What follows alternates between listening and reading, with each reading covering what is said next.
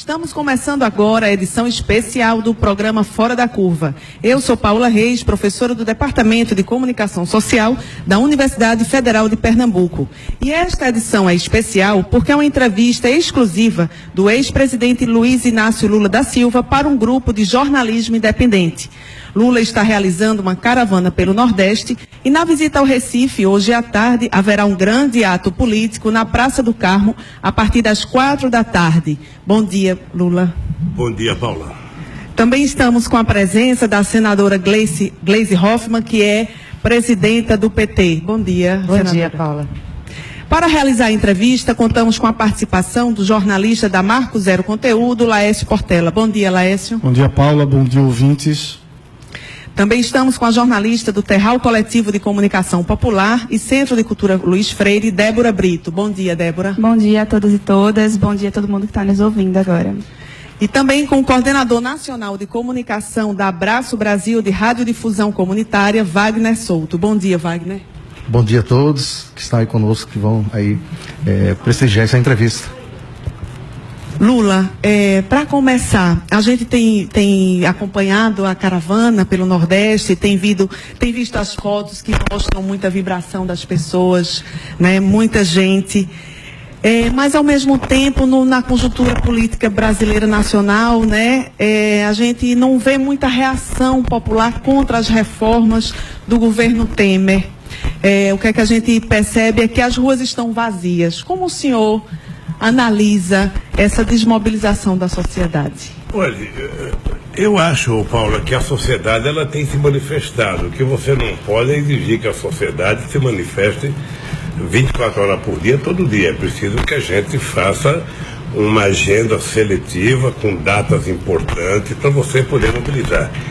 É importante lembrar que o movimento sindical fez uma das greves mais importantes da história do movimento sindical, uma greve que paralisou praticamente todos os estados, paralisou as grandes capitais do país contra a reforma.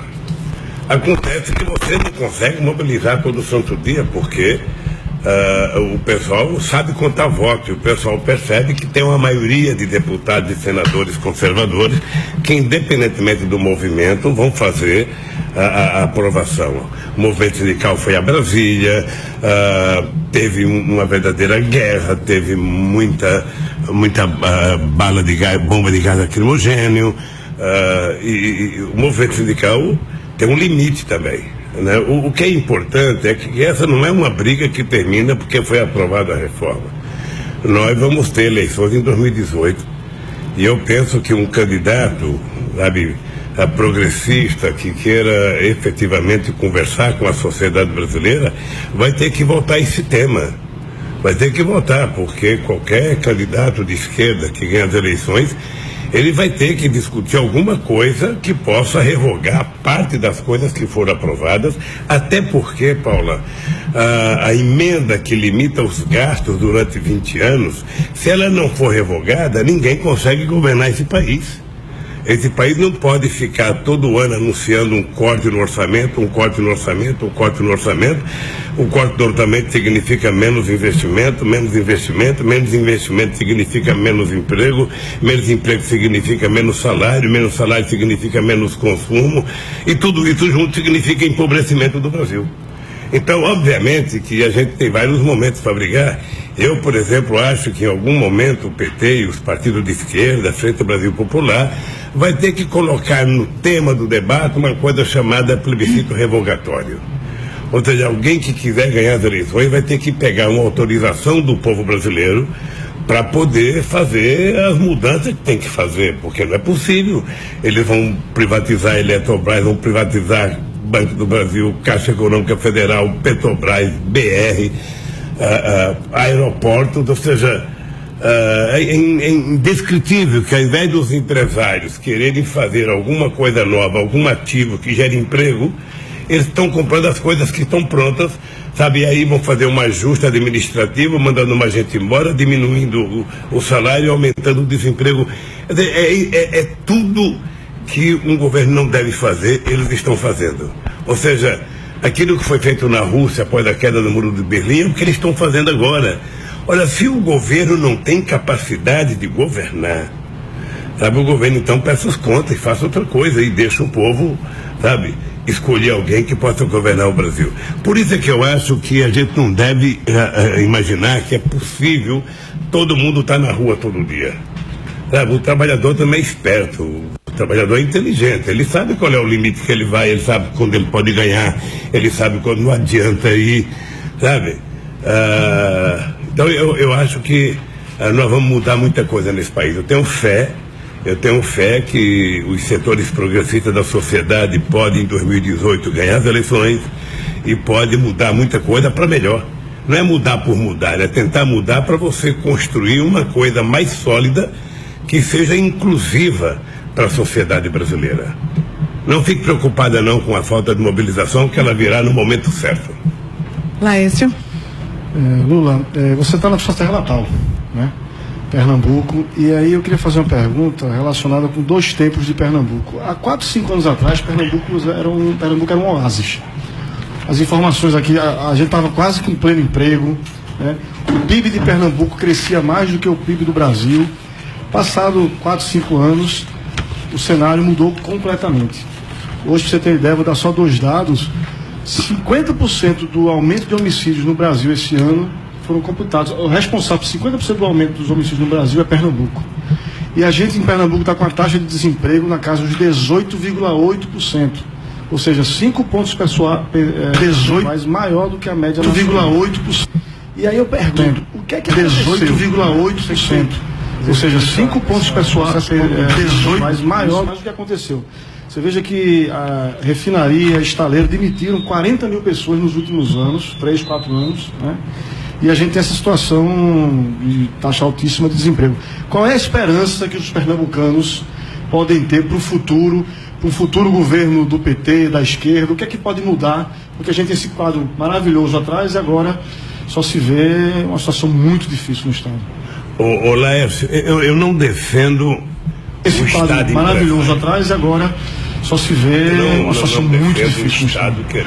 Ô Laércio, eu não defendo esse quadro maravilhoso atrás e agora só se vê uma situação muito difícil no Estado.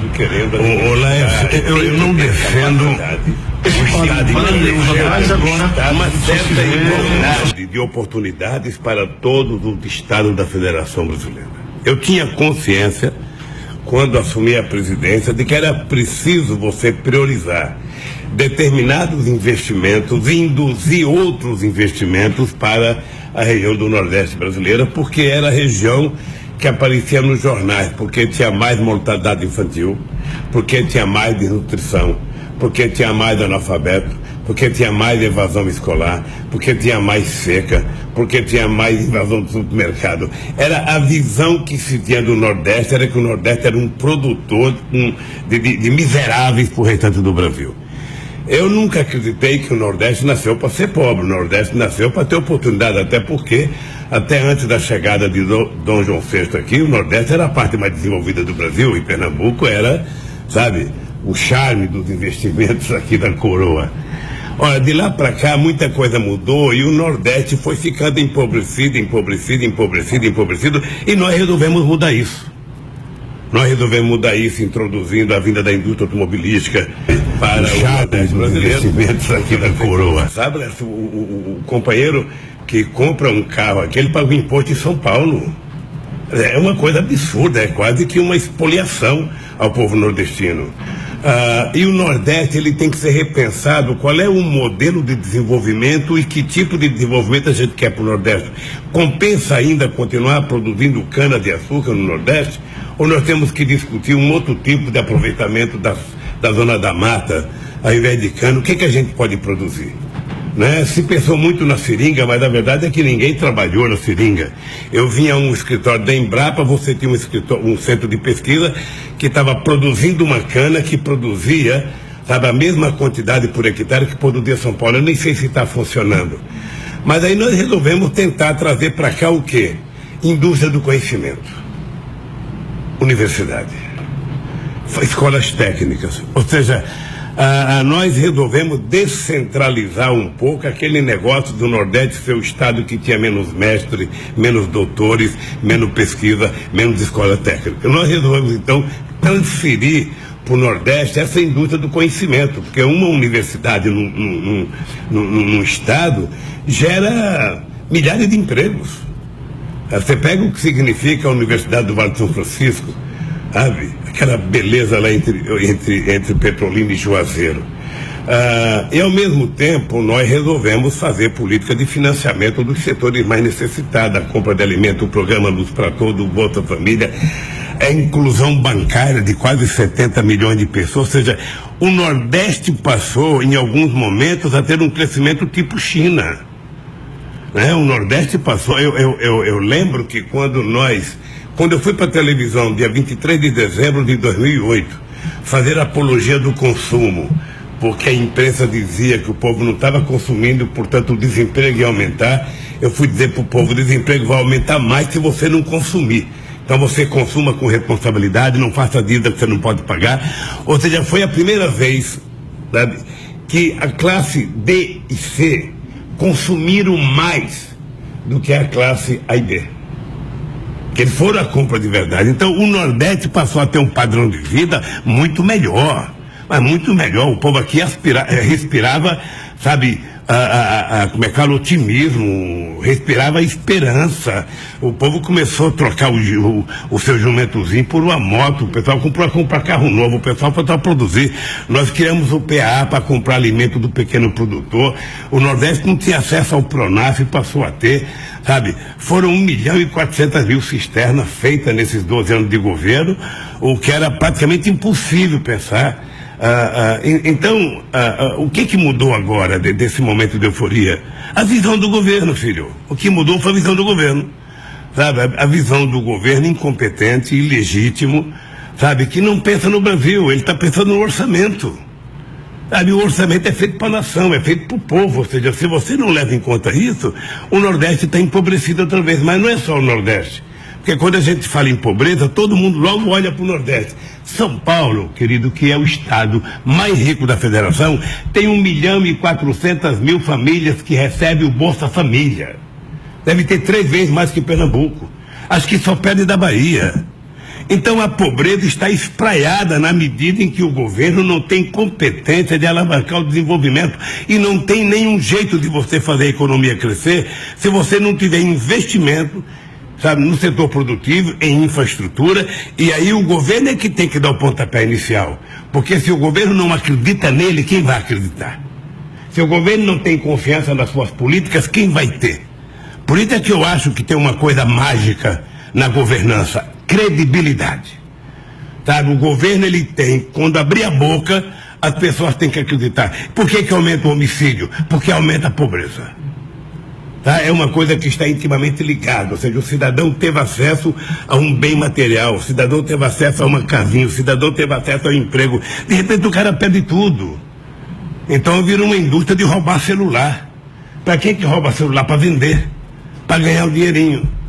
Ora, então eu penso que essa violência que está em Pernambuco é causada pela desesperança. Não tem nada, Laércio, que possa motivar mais um ser humano do que ele acreditar sonhando com alguma coisa boa. Sabe? Amanhã vai ser melhor, depois da manhã vai ser melhor. Mas se ele não vislumbra esse mundo melhor, se ele não tem esse sonho, ele cai no desespero. Então é isso que nós temos que pensar. E também porque, viu, Laércio, o ódio está disseminado no país, né? O ódio, e eu responsabilizo muitos meios de comunicação, sabe, que disseminaram ódio nesses últimos 4 anos, 5 anos, sabe, e que é preciso distensionar para a sociedade perceber que a torcida do Santa Cruz e do esporte não são inimigas, são adversárias durante o jogo. Depois vão pro bar tomar cerveja junto. Aí você ainda deixa o pessoal do Náutico batendo palma do lado.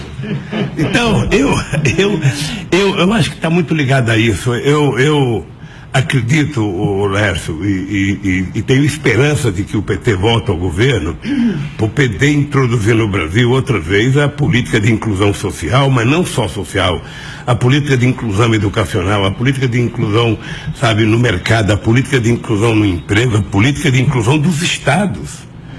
Quando o governo começa a pensar em distribuir verba para os estados, ele tem que saber que são os estados mais necessitados que têm que receber uma parte maior daquele investimento.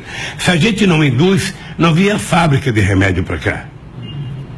Sabe? Se a gente não produz, não vinha a fábrica de automóvel para cá. Se a gente não induz, não vinha a refinaria para cá.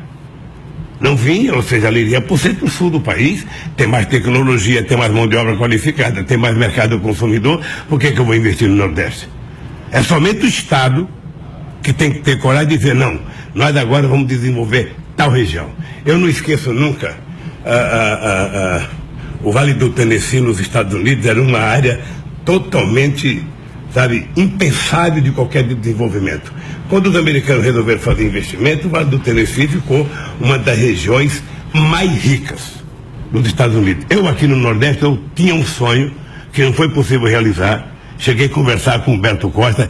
Eu tinha vontade de pegar a região mais seca do Nordeste, a mais seca, aquela que era mais seca, e fazer naquela região um centro universitário de medicina. Fazer uma coisa, sabe, Las Vegas, para resolver a problema, fez cassino.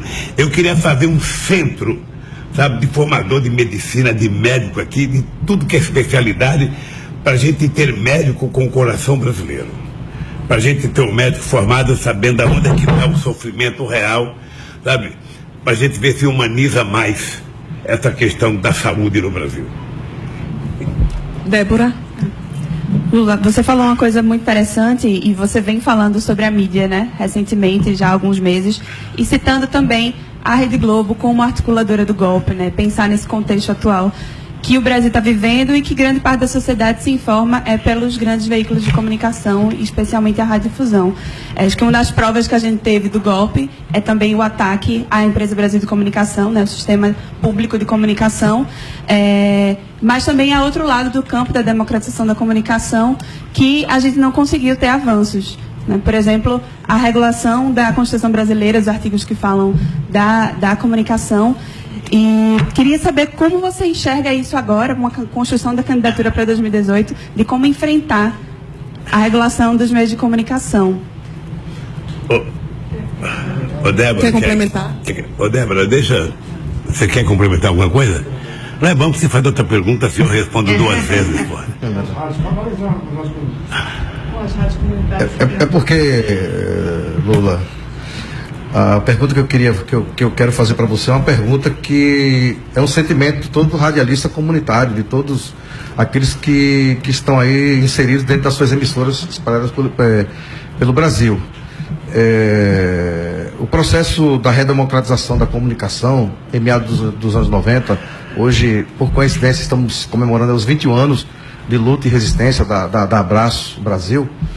E nos anos 90 houve todo um estímulo da esquerda de formatar uma rádio comunitária, de ter uma emissora de rádio comunitária, de ter a resistência da comunicação comunitária. E chegamos no século XXI, o campo progressista, o Partido dos Trabalhadores, você assumiu a presidência da República e as rádios comunitárias teve o sentimento de que não conseguiu ampliar essa questão da democratização da comunicação. As rádios comunitárias ficaram para trás e o sentimento que é movido hoje pelos radialistas comunitários, pelas emissoras e principalmente a nós que estamos militando dentro da Abraço, é que 2018 se aproxima e o que a gente está analisando é que será que esperaremos a mesma coisa, ou o que está acontecendo hoje aí no Brasil da mídia tradicional que vem aí apoiando esse conservadorismo. Será que a gente vai ter algo diferente, pelo menos assim no campo da democratização da comunicação e da mídia alternativa? Eu queria. Não sei se você entendeu. Eu entendi, Débora e Wagner. Eu até depois queria que a Gleice desse um pitaco nessa resposta. Eu vou tentar dizer, eu começo fazendo a minha culpa. Porque eu acho que nós deveríamos ter feito mais e não fizemos mais. na questão da regulação dos meios de comunicação.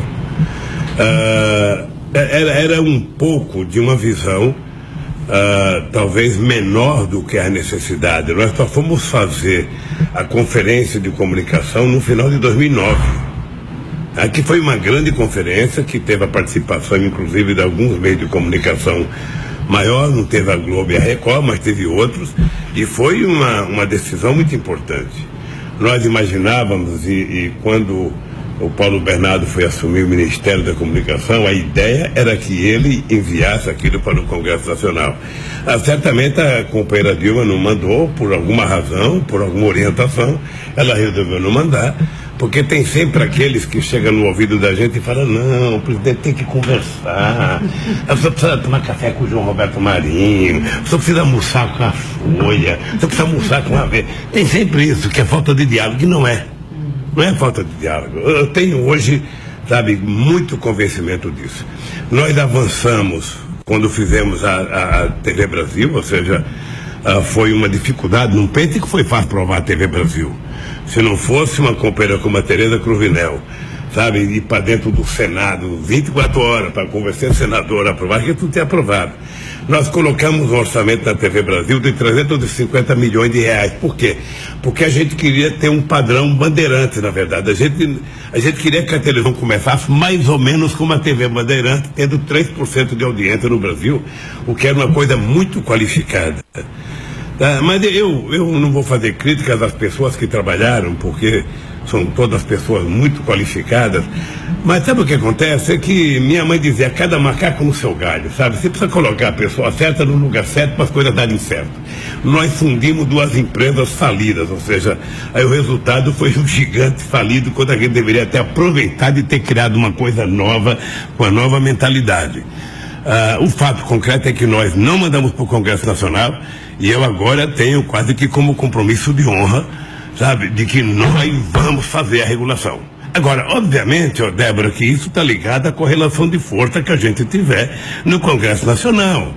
Não adianta a gente ficar xingando o Congresso Nacional.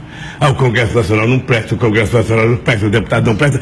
Os deputados que estão lá e os senadores que estão lá, na verdade, eles representam a cara do povo brasileiro no dia da eleição. O povo foi votar com aquela cara. Então parimos aquilo. Sabe?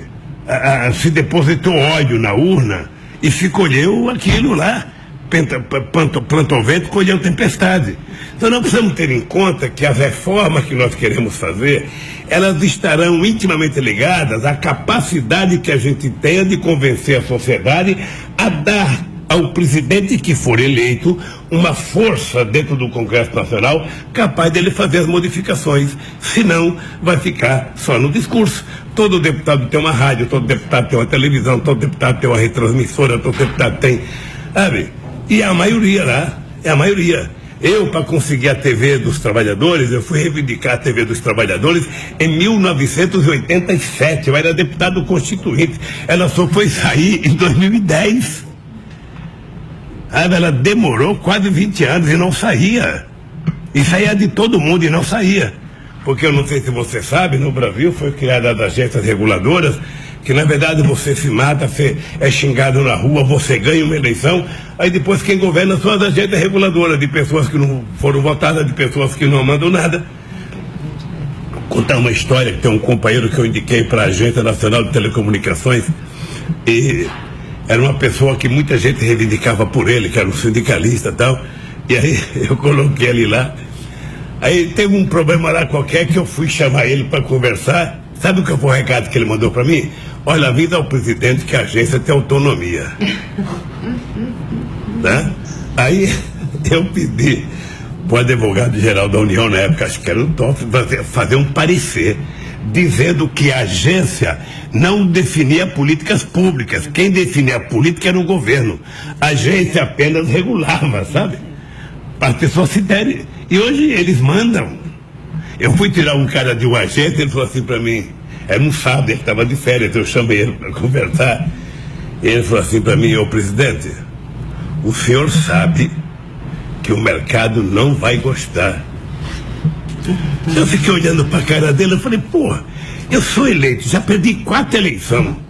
sabe? Ganho uma. Aí eu vou tirar um cara que eu nem conheço, o cara fala, você sabe que o mercado não vai gostar. Eu não pedi pro mercado para ser eleito, pô, então, sabe, tirei o cara. Eu estou dizendo isso para entrar na tua pergunta, ô Wagner.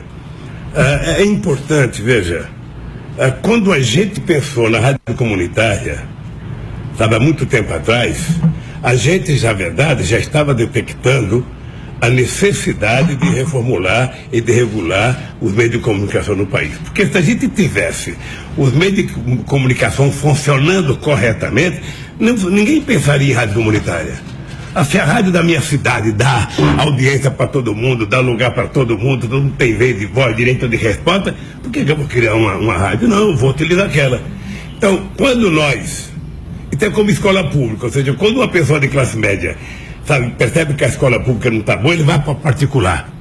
Ele está deixando de brigar para melhorar a escola pública.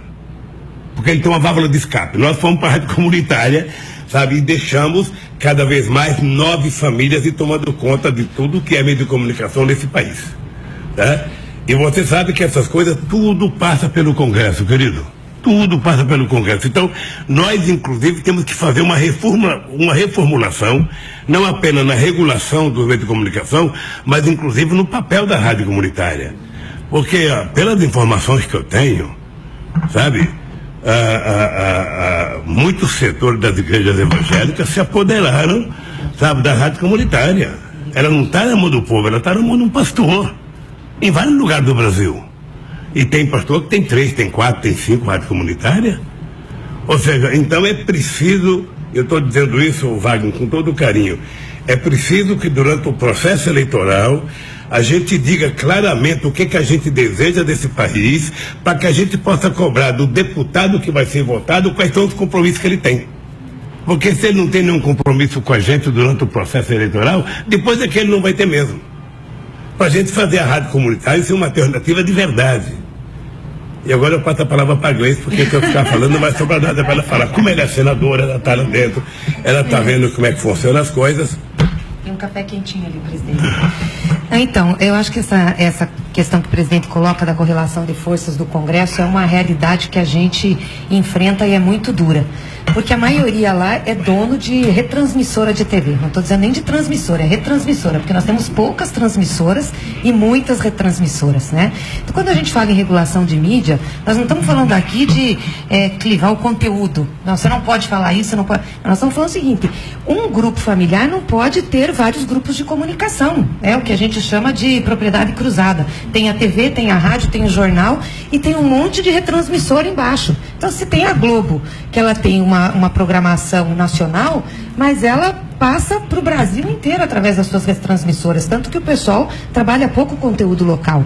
E foi aprovado no seu governo uma lei que determina que tem que ter conteúdo regional, tem que ter conteúdo local, e a gente tem que fiscalizar isso para acontecer, porque também não está acontecendo, né? Então acho que tem que esclarecer a sociedade. Nós perdemos, acho que um pouco o presidente nesse debate, porque o pessoal diz assim, não, vocês querem regular a mídia, vocês querem fazer censura, vocês não querem que a gente... Mas não é isso, é uma questão econômica, é uma concessão pública. Você não pode fazer do jeito que você quer, né? Então, os Estados Unidos têm mídia regulada, a Europa tem mídia regulada, o Brasil tem que ter. Eu acho que nós temos hoje mais condições de fazer esse debate e, como disse o presidente, levar isso numa mobilização social. E rádio comunitária, eu realmente acho que a gente teve problema no governo. E por que eu acho que isso acabou indo para a mão dos evangélicos, das igrejas evangélicas? Porque nós deixamos as rádios comunitárias sem alternativa de sustentação. Então, o que acontece? A rádio comunitária, ela só pode atender 1 quilômetro, né? E ela não pode vender espaço, ela não comercializa. Ela tem que ter apoio cultural. Então é muito difícil para a comunidade conseguir o apoio cultural e ainda num negócio limitado a 1 quilômetro de atingimento. Então o que acontece? Os evangélicos entraram, tinham recurso, colocaram nas rádios comunitárias e fizeram funcionar. Nós tínhamos que mudar isso, mas aí tem um lobby grande das rádios comerciais que não deixam também mudar. Até tentamos no Congresso Nacional, conseguimos avançar um pouco, mas não o tanto que a gente gostaria. Mas a gente está com um grupo bom lá no Senado e também na Câmara, o pessoal das rádios comunitárias. Depois nós podemos conversar um pouco e ver como é que a gente encaminha aí as propostas que a gente tem lá. Débora Wagner, só uma coisa a mais. Veja, uma das coisas que está me incomodando e eu hoje tenho mais disposição de brigar, porque tem gente que fica muito seduzida pela opinião pública, né? E qualquer coisa que a gente fale de abertura, de regulação, já vem uma enxurrada de manchetes de jornais dizendo que a gente quer fazer censura, que a gente não quer. O que me incomoda na comunicação? Vamos pegar o estado de Pernambuco. O estado de Pernambuco tem aqui uma retransmissora da Globo. Portanto, aqui tem uma TV Globo que tem um dono. Tá? Esse cidadão e essa a Globo aqui é da Globo mesmo. Da Globo mesmo. Globo Nordeste. Mas vamos pegar outro como exemplo. Vamos pegar outro como exemplo. Ou seja, mas tem um dono. Claro. Tem um dono. Todas elas têm um dono. Olha, quer dizer que acaba de chegar a nossa querida presidenta Dilma Rousseff. Está ali toda simpática, sabe? Qual é o problema? É que qualquer que seja a retransmissora, você tem um dono. Quer dizer, esse dono, na verdade, ele não é dono do meio de comunicação. Ele é um agente de publicidade. Porque, veja, ele não tem programação local. A programação local é meia hora de jornalismo de manhã, meia hora de jornalismo do almoço e meia hora de jornalismo à tarde. O restante, ele ganha vendendo propaganda. Sabe, está passando o enlatado americano, sabe, determinado pela matriz, e quando vem a publicidade, ele vira empresário, ele vendeu a publicidade para Casa Bahia, para Casa Pernambucana e tal. Olha, é preciso que a gente discuta com muita seriedade a programação local. Você tem que ter uma quantidade de horas de programação local para você gerar emprego, para você ter mais jornalista, para você ter mais artista, para você ter mais novela. Por que Pernambuco, ou a Bahia, ou o Ceará tem que ficar assistindo as coisas que a Globo quer que a gente veja e a gente não pode ter uma coisa aqui que eles tenham que ver? Por que a cultura é só de cima para baixo e não de baixo para cima? Será que Pernambuco não tem nada para mostrar ao mundo? Será que Roraima não tem? Será que Rondônia não tem? Será que o Amazonas não tem? A gente é obrigado a ver, sabe, tudo. Será que aqui a gente não tem uma Ana Maria Braga? Será que a gente não tem aqui um Faustão? Será que a gente não tem aqui, sabe, do esporte, um Galvão Bueno? Será que não tem as pessoas daqui que podem daqui transmitir coisa para lá? Por que o pessoal só tem que saber o que tem em São Paulo, Rio de Janeiro, e eles não tem que saber o que tem, sabe, no Nordeste, no Norte e no Centro-Oeste brasileiro? Então eu acho que a reformulação do meio de comunicação, ela vai exigir um debate mais profundo e vai ser uma coisa muito penosa, porque vai ser uma coisa radicalizada e nervosa. Porque eles não querem abrir mão de 1 centímetro. E a gente não está propondo um modelo cubano em que você vai passar o que o governo quer, um modelo chinês, não. A gente está propondo algo mais parecido com os ingleses, mais parecido com os alemães, mais parecido com os americanos. Olha, se o jornal e a rádio quer ter posição política, tem no editorial. O dono apareça todo dia com a cara lambida dele, sabe, dizendo o que ele quer e em que ele vai votar. Mas quando se tratar de notícia, a notícia tem que ser a verdade. Esse é o compromisso do meio de comunicação. Sabe, tem um pensamento político no editorial do jornal, da revista, da televisão, mas tem o compromisso com a verdade no noticiário. É uma briga séria, querida. É uma briga do tamanho da guerra do Vietnã. Laércio. Lula, uma questão aí do política de alianças. Vamos voltar para a política propriamente dita. Política de alianças para 2018. Eu já vejo aí na internet um certo debate aí sobre frente ampla ou frente popular, né?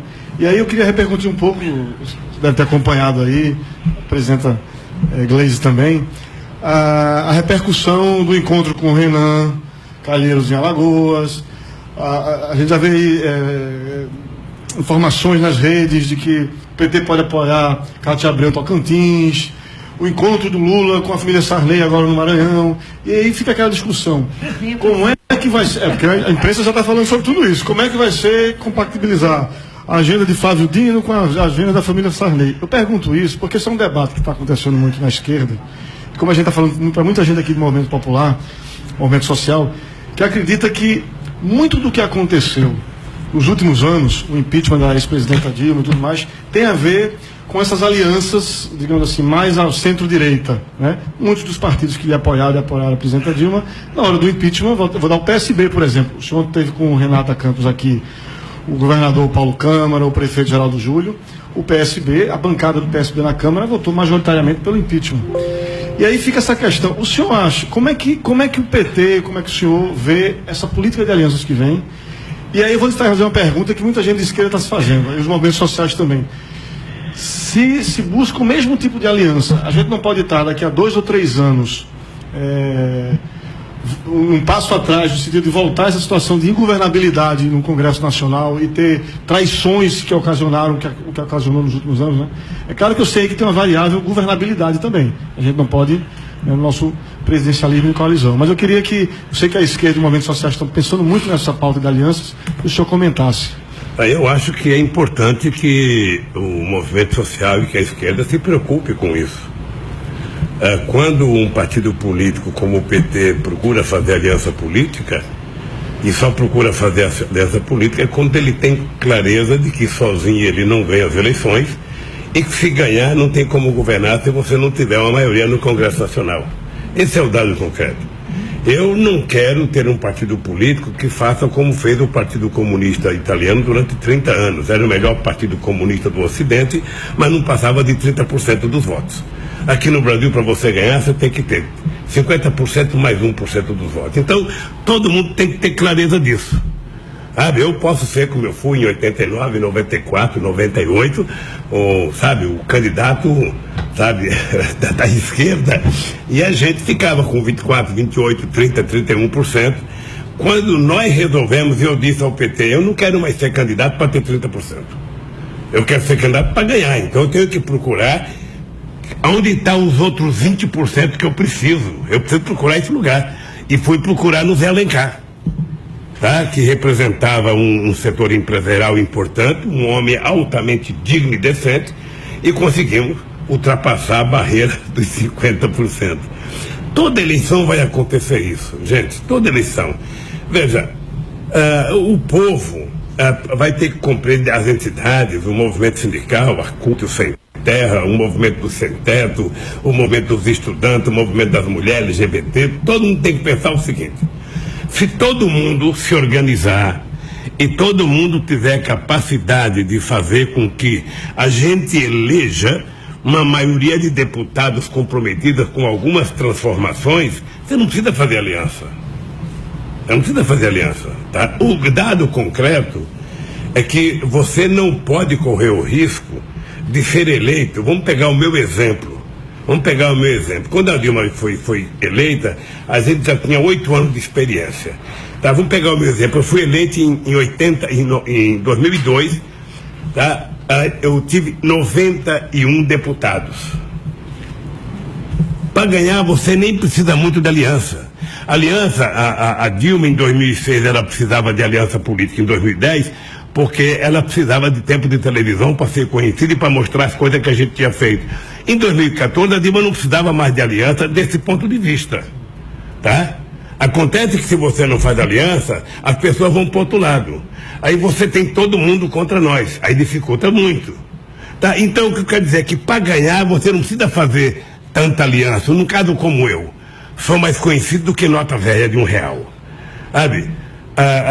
Mas o dado concreto é o seguinte: se você ganhar e tiver 250, 300 deputados, 50 senadores, ótimo.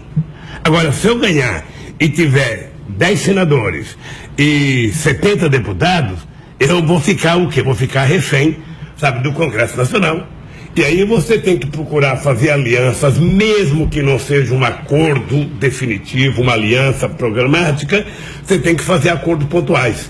Eu mandei uma medida provisória para regular os meios de comunicação. Tá? Alguém no governo tem que conversar com os deputados. Eu tenho que construir uma maioria para votar. E eu não posso conversar com o suplente, que não tem voto. Eu não posso conversar com o cara bom que não foi. Fulano de tal era bom. O Laércio é um cara fantástico, mas não foi eleito. Então eu não posso conversar com ele porque ele não tem voto. Sabe? Aí eu tenho um cara de direita, sabe, que eu não gosto, mas ele tem voto. Então eu preciso de alguém que tenha proximidade, que vai conversar para pedir um votinho dessa gente. Essa é uma hipótese, é a mais verdadeira. A mais sonhadora é o seguinte: eu tenho dito para vários setores que eu tenho conversado: ô gente, vamos estabelecer metas para a eleição? Quantos deputados o movimento sindical pode eleger a nível federal? 50?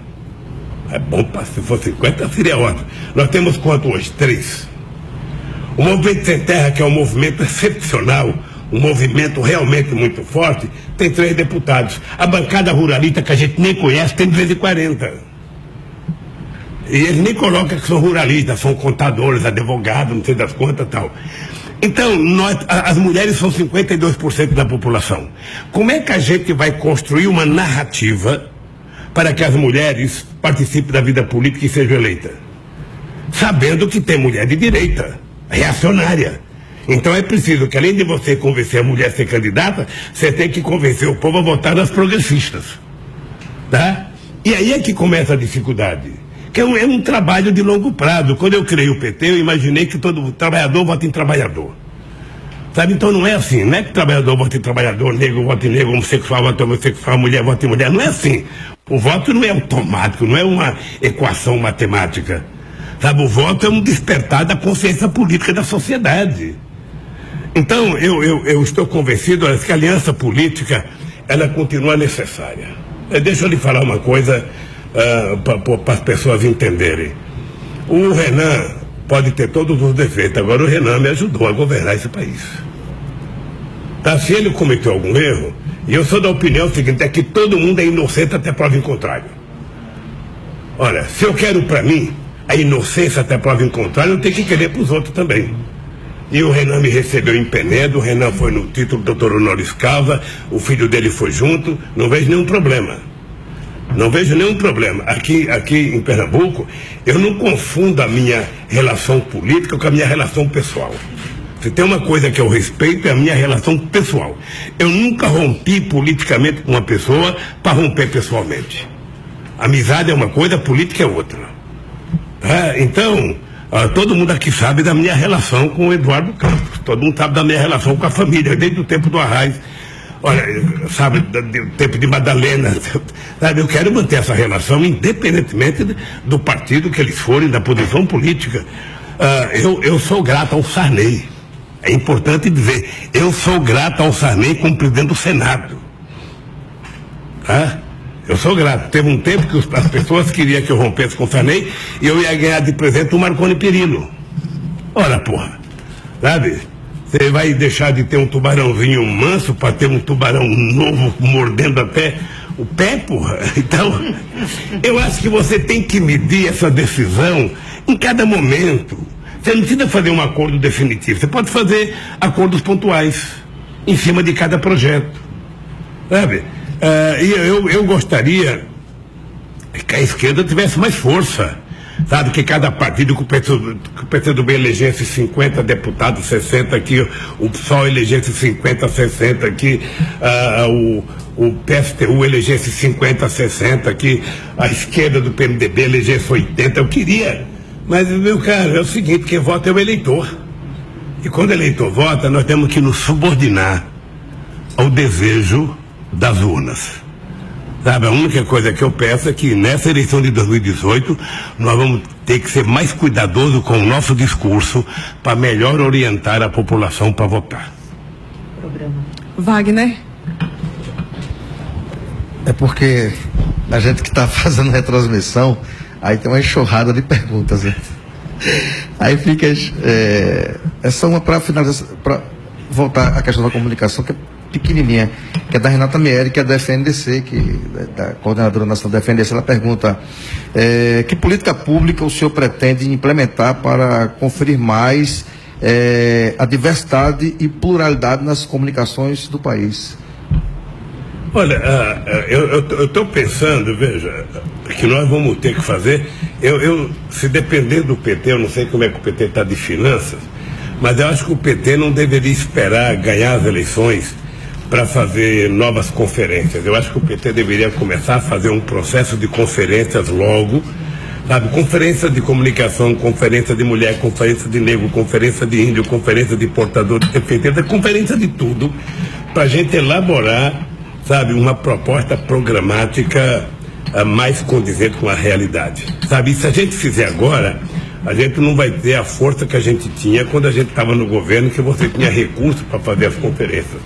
Mas eu acho que se a gente fizer, mesmo que menor em cada município, sabe, depois nas capitais e depois nos estados, você pode fazer uma conferência, sabe, razoavelmente grande em Brasília e definir qual é a política que você quer para a comunicação no país.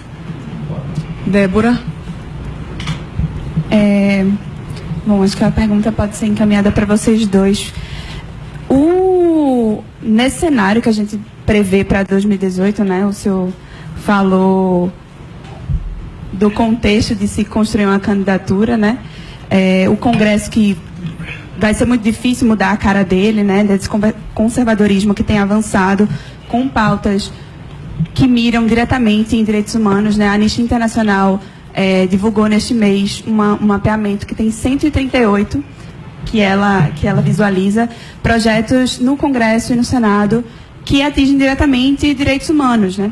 Que promovem violações de direitos humanos, de tratados, conferências que o Brasil é signatário. E aí, nesse contexto, tem outras pautas que são estruturantes na sociedade brasileira e também de grupos que são a base da esquerda brasileira, né? A exemplo do movimento de mulheres, do povo negro, pautas, por exemplo, que não conseguiram chegar na centralidade do debate no Congresso Nacional, por exemplo, né? A exemplo da discriminação do aborto com força, do genocídio do povo negro, que tem uma pauta forte da desmilitarização da Polícia Militar. Aqui em Pernambuco, a gente, para ter um exemplo, né, faz pouco mais de um ano, um jovem menino de 14 anos, ele foi executado por um policial militar no bairro quando ele brincava, porque a bicicleta dele esbarrou na moto. Não faz um mês, uma menina de 2 anos no mesmo bairro. Então, assim, questões que são estruturais dos movimentos sociais, que são grande parte da população, que precisam ser levadas para esse centro do debate político, né? Numa candidatura de esquerda que represente, que traga essas pautas. Como é que vocês veem esses temas, né, como um exemplo para serem trazidos numa candidatura de esquerda também em 2018? Vamos deixar a Gleice falar agora, enquanto eu descanso a minha garganta. Muito bem.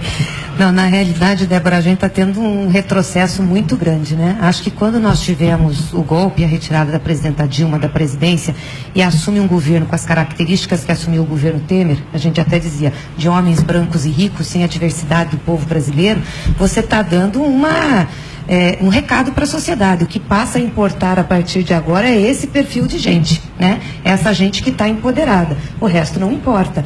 Então, aquilo que estava latente na sociedade, que nós temos de preconceito, de raiva, começa a extrapolar. Então, você vai para as redes sociais e fica abismado. Como que as pessoas têm coragem de manifestar o racismo, a misoginia, o machismo, e fazem isso de forma aberta, né? E pior do que isso, um Congresso que foi reeleito, né? A Câmara, principalmente, que teve uma renovação maior, com um perfil altamente conservador. Nós temos deputado lá que não vai de terno e gravata, vai de farda militar. Diz assim, eu sou da Polícia Militar, a gente até brinca, né, que tem a bancada da bala, do boi, da Bíblia, que é extremamente conservadora e que está recolocando essas pautas. E, para infelicidade, nós temos uma pessoa que hoje se coloca como até candidato a presidente, que verbaliza isso, né? E a gente tem que conscientizar a sociedade que a intolerância, que o ódio não vai levar uma sociedade com harmonia e com melhores condições de relacionamento. Então nós precisamos fazer sim com que os negros tenham visibilidade, a população LGBT tenha visibilidade, as mulheres tenham visibilidade na política, e o PT tem tentado fazer isso através dos seus setoriais, das suas secretarias. Nós estamos fazendo agora os encontros setoriais, né, de todas as organizações do PT que militam nesse processo, e acho que isso vai ajudar muito também a gente fazer esse debate, fazer um empoderamento desses setores para fazer o contraponto na sociedade. Ô Débora, uma coisa que você precisa não repetir jamais, ou seja, dizer que é difícil reformar esse Congresso conservador, é fácil. A coisa mais fácil é reformar o Congresso. Basta que a gente convença as pessoas que acompanham, por exemplo, vocês, saberem todo santo dia que a mudança do Congresso Nacional, a mudança da política econômica, a mudança da política de comunicação, a mudança da política de educação, depende dele que está sentado no sofá assistindo vocês ou está no computador. Depende dele, veja. Porque o que nós precisamos tirar da cabeça das pessoas? A ideia de que a política não presta. A quem interessa afirmar neste país todo santo dia que a política não presta? Aqueles que querem se apoderar da política no Brasil. Tá? Fora da política, Débora, é o fascismo, é o nazismo, é a anarquia. Fora da política, ou seja, não tem saída. Então, o que nós temos que dizer para os nossos companheiros e companheiras que estão nos assistindo aqui é o seguinte: olha, a desgraça de quem não gosta de política é que é governado por quem gosta. Primeiro. A segunda coisa é o seguinte: toda vez que você achar que o Lula não presta, que a Gleice não presta, que a Dilma não presta, que não sei quem não presta, ao invés de você desanimar, entre você na política, porra, seja candidato, cacete. Seja candidato, coloque a sua cara para consertar o país. A pessoa honesta que você procura, quem sabe não seja eu, quem sabe seja você. Agora, se você não tiver coragem de colocar a sua cara, meu caro, você vai ficar votando no bandido. Então eu acho que está na hora da gente começar a assumir responsabilidade pelo país que eu quero, pelo país que eu quero construir para os meus netos, para os meus filhos, sabe? E essa é da sua responsabilidade. E você tem que se preocupar agora que você é jovem. Porque se você não tiver coragem de brigar agora que você é jovem, meu caro, você não vai brigar quando tiver velho. Quando você casar, tiver 2 ou 3 filhos, estiver desempregado, você vai virar um bundão. Você não vai fazer grande coisa na vida, não. Então, é importante você ter a coragem enquanto você é novo. E quando a gente é novo, a gente tem que protestar, mas a gente tem que querer mudar. Porque é muito fácil protestar. Eu vou na rua, xingo alguém e vou para casa dormir. Não, é preciso a gente xingar, sabe? E a gente tornar o nosso xingamento realidade participando. Dizendo: eu quero consertar esse país, eu vou mudar esse país, eu quero ser candidato, eu quero construir um partido político, eu quero participar da vida política do país. É assim que a gente muda. Você sabe desde quando que eu estou nisso, meus companheiros? Eu tinha 23 anos de idade. Eu já estou com 71. Eu, na verdade, já deveria ter aposentado, ficar sentado numa mesinha com um monte de velho jogando dominó. Sabe, eu estou aqui porque eu acredito. Eu acredito que somente com muita luta, com muita briga, com muita teimosia é que a gente vai mudar esse país. E eu acredito, eu sinceramente, depois do que eu conheci nesse país, nos 12 anos que o PT governou o Brasil, eu não posso admitir a desgraceira que eles estão fazendo com o país, o processo de demolição. O país já está parecendo o Coliseu, já, sabe? Está sendo demolido, destruído a cada dia. Quer dizer, como é que pode alguém dar um golpe dizendo que vai melhorar o país e depois está vendendo? Está vendendo. Eu quero saber qual é a mulher que casa com cara, que ao invés de trabalhar quer vender a geladeira dela, quer vender a cama, quer vender o fogão, quer vender a roupa, o vestido de noiva. A trabalhar, porra. Então, se essa turma que está lá não tem responsabilidade com esse país, você tem que ter. Você que está aí acompanhando a gente tem que ter responsabilidade. Esse país é seu, esse país não é deles. Esse país também não é meu, não sou eu que tenho que brigar com essa voz de taquara rouca aqui, sabe? Você que é jovem, que tem força, que tem vontade, vamos à rua, meu filho. Vamos à rua, minha filha, lutar.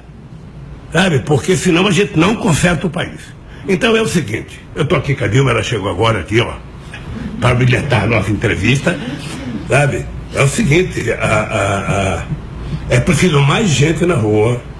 E não se preocupe não, sabe? Não se preocupe porque nós estamos fracos hoje no Congresso Nacional. A gente pode ganhar nas próximas eleições, a gente pode ter uma maioria. Vai depender de você. Veja aqui em Pernambuco quem são os deputados. É essas pessoas que vocês querem? Ou você pode mudar? Como é que um trabalhador fica o ano inteiro xingando o patrão e no dia da eleição votando o patrão para ser deputado, para ser senador?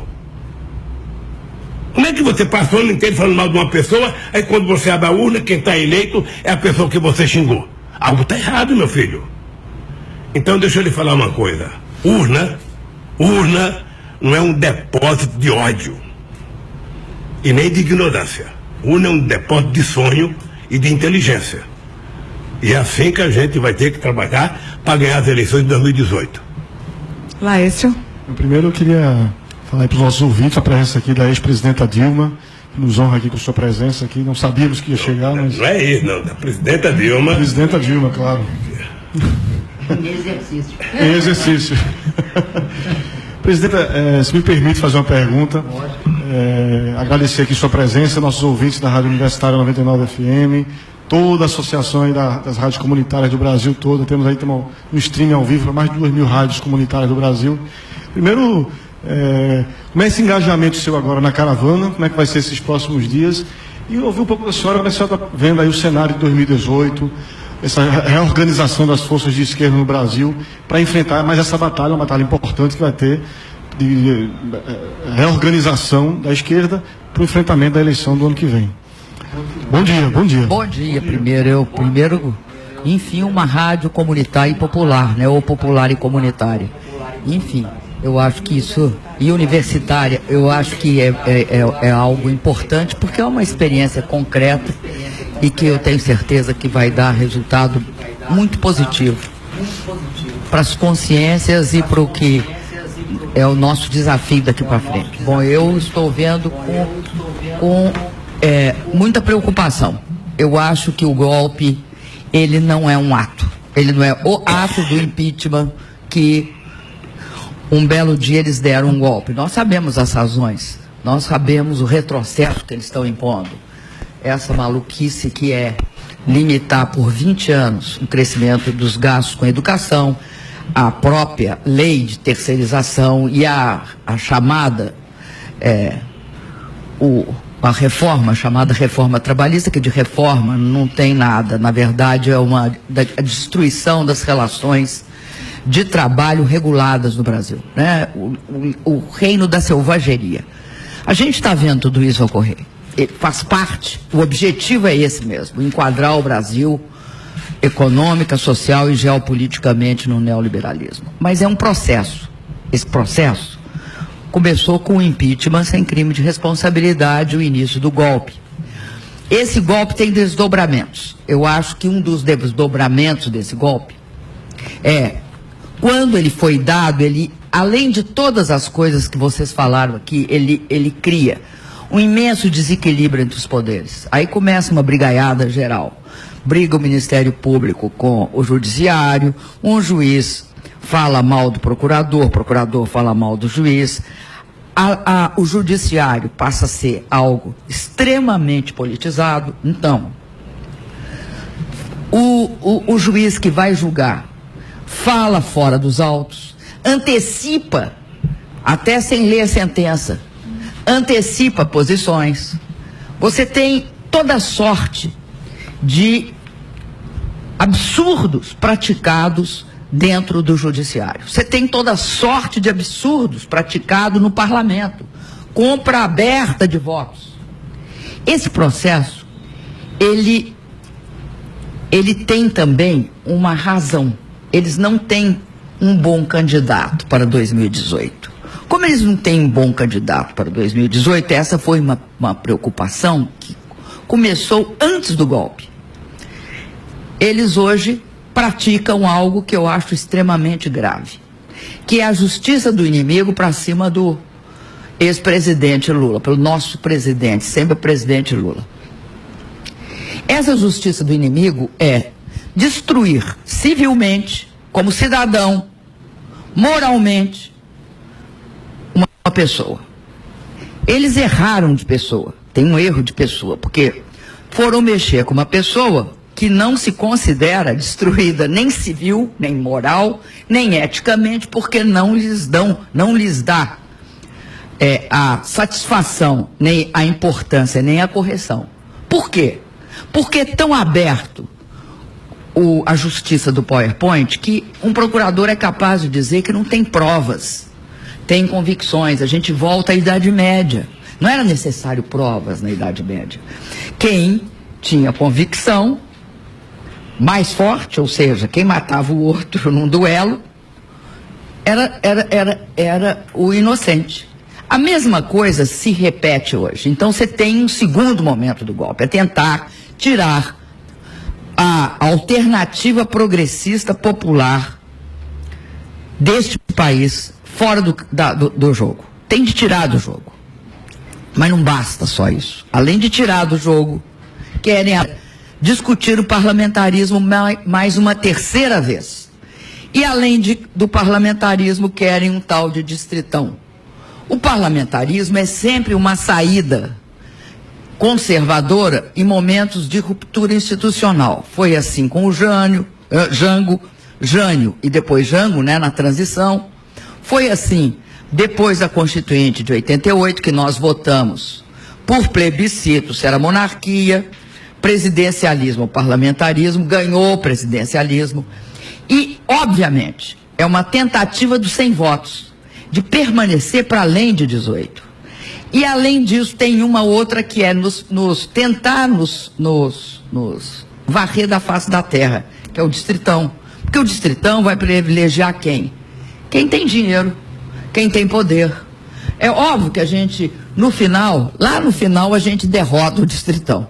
Acaba derrotando o distritão porque o povo não vai suportar uma representação absolutamente baseada no poder do dinheiro, da mídia, né, e das oligarquias tradicionais. Então, eu acho que agora a gente tem de fazer isso que eu escutei o presidente Lula propondo, a gente tem de resistir. Mas não é nós aqui sentados nessa mesa. Quem tem de entrar nesse processo de resistência são os jovens, são todos os segmentos populares que estão contrários a isso e que estão percebendo a que esse golpe veio, para que ele foi feito, a quem ele beneficia. Está claro a quem. Esse negócio agora de querer, primeiro, de reduzir o Bolsa Família do jeito que estão reduzindo. Reduziram 1.200.000 famílias. E segundo, essa história que eu acho gravíssima, que é acabar com a redução de tarifa que nós, por razão de justiça, porque eles são engraçados. Quando é para cumprir contrato, que beneficia eles, eles vão brigar até o fim para cumprir os contratos, vão fazer a maior confusão. Eu sou a favor de cumprir contrato. Tanto que os contratos de concessão já pagos e vencidos, porque foram renovados, ou seja, eles foram concedidos, depois foram renovados, isso dá no mínimo 40 anos. Então você tem de pegar a parte, que é a amortização do investimento, é aquilo que foi investido, e tem de devolver, ela já está paga. Se você não devolver, é roubo. Você está tirando da população uma coisa que é dela. O que eles vão fazer? Eles vão fazer duas coisas. Não se iluda, a proposta é a seguinte. Primeiro, se você considerar que a tarifa é 150, tá, das usinas não amortizadas, da usina amortizada está em torno de 40. Então, o que eles vão fazer? Eles vão voltar esse 110, que nós, por justiça, distribuímos como cotas para a população, para ela não pagar uma conta de luz elevada, vão pegar e embolsar. Depois que embolsar, vão fazer o seguinte, botar dentro da Eletrobras. Mas é para beneficiar a Eletrobras? Não, é para poder vender, para poder ser atrativa esta venda para grupos empresariais internacionais. É isso. E aí, o que vai acontecer? Vão cobrar isso e uma outorga. O que vai acontecer? A conta de luz vai ficar estratosférica. Então, é isso que eles estão fazendo. Então, eu tô com essa proposta do presidente Lula. Nós precisamos de ter uma onda de resistência, sabe? Tipo assim, um tsunami de resistência. Não basta, assim, uma marezinha, não. Vai ter de ser uma onda, um tsunami de resistência. Agradecer, né, Paula? Então a gente agradece imensamente ao presidente Lula, à presidenta Dilma e à senadora Gleisi Hoffmann pela presença, pela entrevista. O programa Fora da Curva vai ficando por aqui e vamos acompanhar aí, né, as notícias da caravana, vamos acompanhando. Me permite uma interrupção rapidíssima. Presidenta Dilma, qual o plano da presidenta Dilma para 2018? Eu? Sim. Eu quero eleição direto para presidente, vou votar no Lula. Tá bom. Vou lá, boto meu voto na urna, e eu gostei muito do que ele falou. A urna tem de estar cheia de sonho e esperança. Né? Então não é de ódio, não é disso. Então, sonho e esperança, boto lá eu voto na urna. Muito obrigada. A gente agradece também a presença dos grupos de jornalismo independente, Laís Portela da Marco Zero Conteúdo, Débora Brito do Terral Coletivo de Comunicação Popular e Wagner Souto, coordenador nacional de comunicação da Abraço. A produção de hoje foi realizada por Laís Portela com a colaboração das equipes do Fora da Curva, Marco Zero e do Núcleo de TV e Rádios Universitárias, trabalhos técnicos de Justino Passos, Naldo Silva e Chico Rocha, fotografia de Inês Campelo. Esta edição especial do dia 25 de agosto vai ser reprisada às 10 da noite e fica disponível nas nossas redes sociais. Voltamos com nova edição em nosso horário habitual às 11h30. Fora da Curva, o seu programa de jornalismo, crítica e diversidade. A gente fala o que a maioria cala. Bom dia.